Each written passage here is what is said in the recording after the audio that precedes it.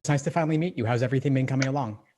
Um, it's been very busy, I will be honest, but lots of resources. So I'm never at a lack of where to turn to if I need help. So, but yes, I'm on day 3 of the 6-month schedule, I believe. But I have also started to incorporate the 4-month schedule because I'm contemplating trying to take the February test so that I can use April as my backup date and then have the summer to apply, put my applications together and stuff like that. So I'm working on sequencing games right now. And yeah, I am having some trouble with counter positives. But other than that, I would say logic games is going very well. I'm slow. That's very clear where my biggest thing comes in because I did take a diagnostic test in the beginning and I like wasn't even able to finish half of the questions, I would say, in the logic game section. But my timing is getting better once I started using the different forms of diagramming. Because originally I was doing where I instinctually would write place 1, 2, 3, like 1 through 7 or whatever. And so then I would get the answers right, but it would take me probably 20 minutes to do one question. So that just wasn't sustainable. So then that's when I signed up for your course and I found your diagrams and they make 100% more sense. If I'm trying to make the February test date deadline and it's mostly my timing that's off, like what would you recommend, like hours a day? Because this is the only thing I'm doing, but I don't want to burn myself out because February is like a little bit more than 4 months away. Yeah. I would recommend max 5 to 6 hours a day. Absolute max. Maybe 4 to 5 is better. Okay. Of course, you're taking breaks throughout and you want to make sure you have plenty of time for quality of life things because burnout is real, especially when you're able to study full time. So set hard limits for yourself, block it off in your schedule, and also block off the breaks and other things you want to do. Yeah. And then in terms of like, if I want to like really address this, because I know in the schedule that you sent me, which was the 6-month schedule, it's like everything's untimed in the beginning. I am nervous that like I'm not, because I did take I did a conditional sequencing problem today and it took me 9 minutes, which is still like over the thing.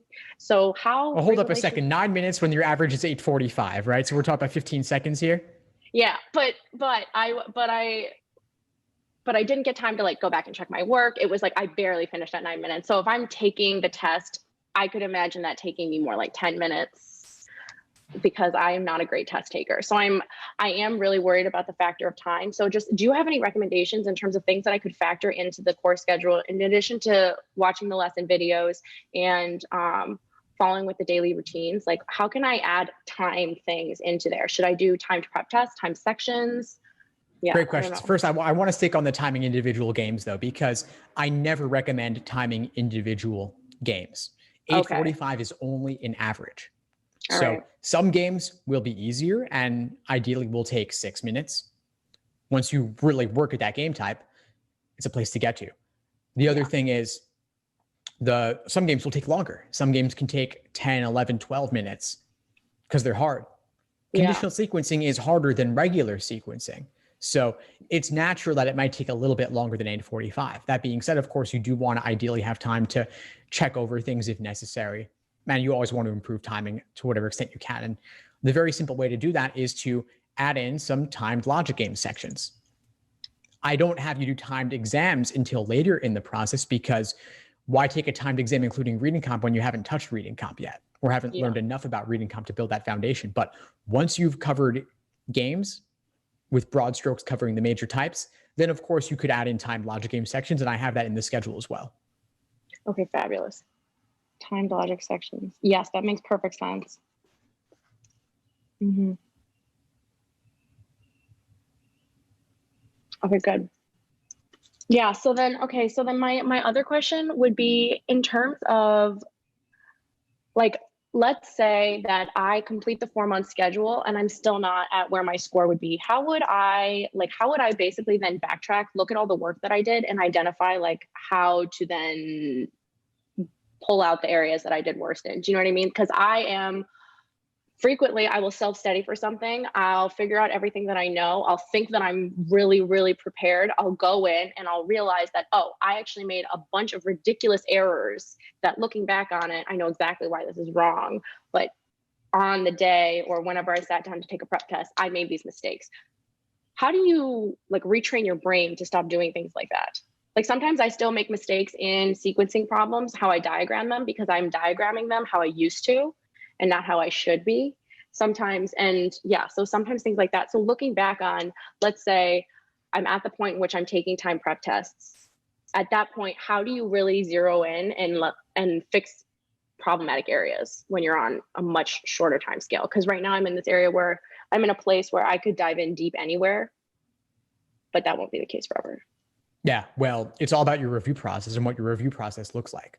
And so figuring out where your misunderstanding is coming from, if it's misreading a rule, if it's not having the proper kind of setup, if it's not approaching the questions in the right order or maximizing use of previous work or making inferences up front. Those are things you always want to be looking at after you complete a game.